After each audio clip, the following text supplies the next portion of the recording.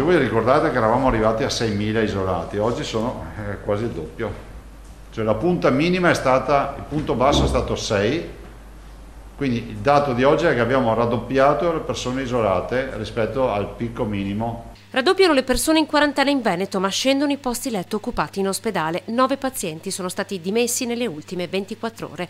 L'epidemia di Covid dell'estate 2021, quella che qualcuno ha già iniziato a chiamare quarta ondata, presenta caratteristiche ben precise. Alta contagiosità, molti casi, la maggior parte asintomatici, tasso di ospedalizzazione però mai così basso. L'ondata oggi in corso ha caratteristiche che sono assolutamente anomale rispetto alle ondate che abbiamo vissuto. Per dimostrare ancora una volta la bontà del vaccino, Zaia torna ai dati. Nella settimana dal 22 al 28 di luglio si sono positivizzate 4.157 persone, 2.821 non erano vaccinate.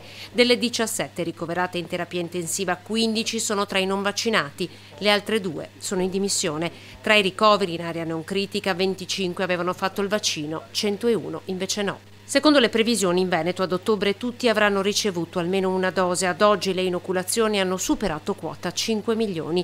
Sul tema terza dose, Zaia chiede solo certezza e niente cambi di strategia in corsa. Sul piano scuola ribadisce la sua contrarietà all'obbligo vaccinale, confermando il piano tamponi già previsto dal Servizio Igiene e Sanità Pubblica.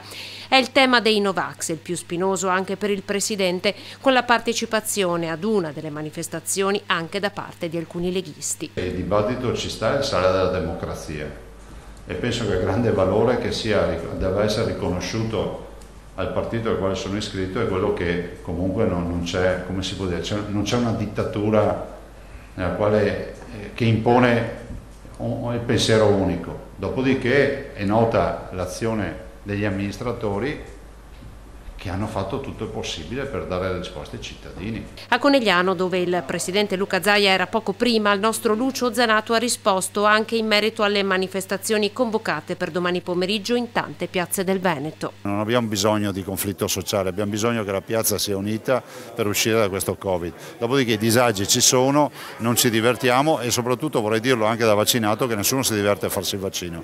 Ma se non ci fossero tutti più di 5 milioni di vaccinati, di dosi inoculate in Veneto, oggi non staremmo qui a parlare di così pochi ricoveri con un'ondata in corso.